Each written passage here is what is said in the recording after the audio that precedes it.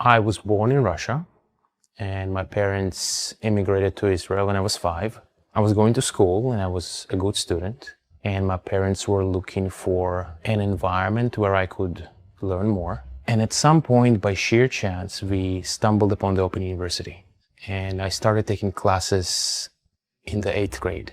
It was the best experience possible. I got my books. By the way, the Open University books are very clearly written. I just got those books and I read them and I understood, to the point where I remember there being a before and an after. I became confident that if I just read something very slowly, I would eventually understand it. So that was very helpful. Also, I studied math and computer science. I got a very strong foundation. Then my parents moved to Toronto. One of the first things I did was to go to the Toronto Public Library and try to find a book on machine learning. Rather than finishing high school, once again, what I tried to do was to become a transfer student to the University of Toronto. The great stroke of luck of being in Toronto is that Jeff Hinton was there. This was the place to be. Those were the most forward-looking ideas in AI in the world back then. And so I was able to join the University of Toronto as a transfer student. In 2002, computers could play computer games a little bit, and they could play chess and checkers. And that was it. And I remember thinking, a very big computer could play chess no problem. But how can it learn? How is learning possible at all?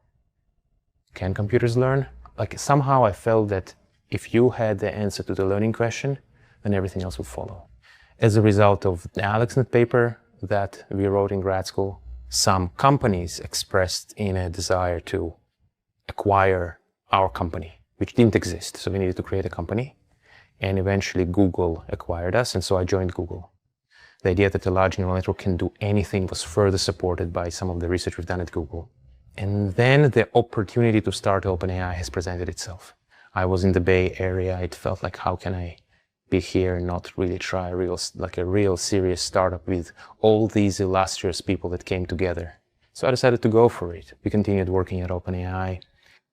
Deep learning is a big idea, and quite a few people contributed to it. And I'm happy that I was able to contribute to it as well. But with AI, unfortunately, the future is not so simple. AI is exciting because it's powerful, right? You have the power to do stuff. What kind of stuff would you imagine the AI would do if the AI became powerful enough, if the AI became capable enough?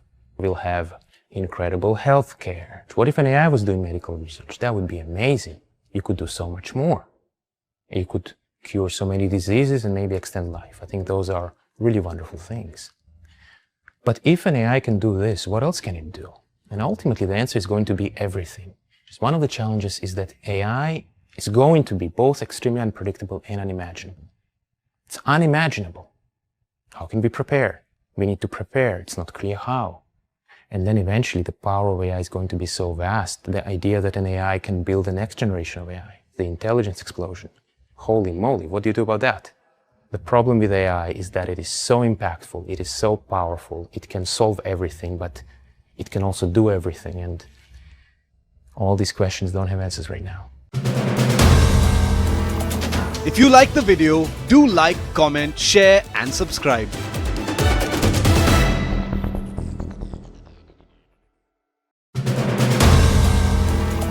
If you like the video, do like, comment, share and subscribe.